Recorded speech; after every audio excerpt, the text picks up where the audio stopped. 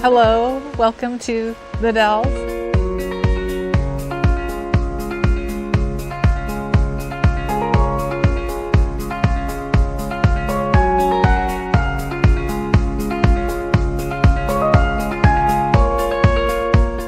My name is Amy Kaser, and I farm with my family on our wheat, cattle, and hay ranch. We live east of the Dalles, Oregon, which is in the Pacific Northwest, but on the dry side of the state.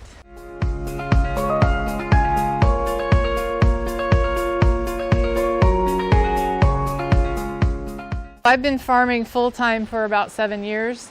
I had another career before this, but I was working summers on the farm for many years before that. We raise dryland wheat.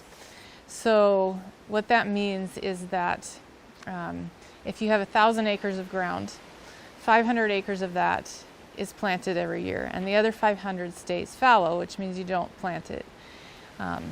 During those fallow years, the point of that is to build up moisture in the soil, so you can capture the rainfall in the fallow years and it stays in the soil for when you plant your next crop.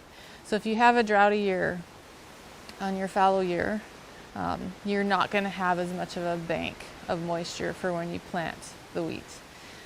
And so you're relying basically on 2 years of moisture to get one crop. And so if you're having even one droughty year in there, you're going to not have as much water for your wheat, and it just doesn't grow as well, doesn't produce as well.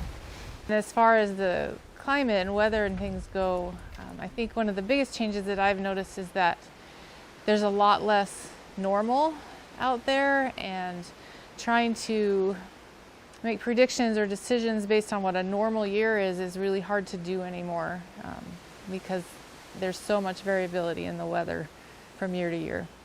Last year we had pretty severe drought in our crop year, and it probably caused a 45 to 50% reduction in our bushels of wheat that we were able to harvest.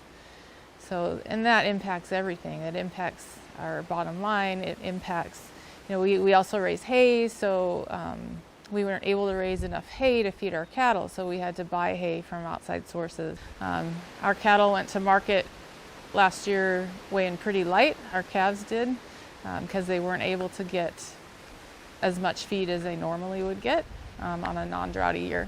And we had a heat event towards the end of June where we were hitting 118, 120 degrees right at the time when the wheat was starting to get completely ripe. And it really, they call it pinching off the kernels. It really pinched off the kernels and made them smaller.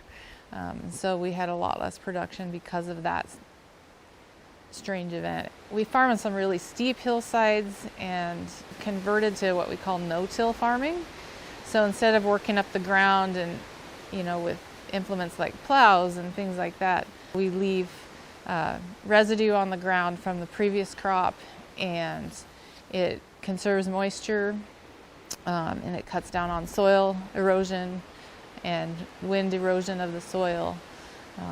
Leaves organic matter on the field to provide some nutrients for the next crop.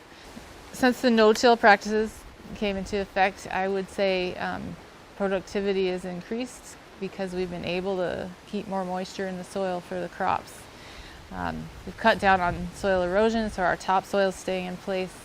We're adding more nutrients to the soil because we're leaving that crop residue on there. And when we have a major cloudburst or we have a major windstorm, having that residue from the previous crop on the field is going to prevent those events from turning into a soil erosion event, and losing our topsoil and putting mud in the creeks where we've got fish habitat and things like that. So I think those types of things are going to be helpful.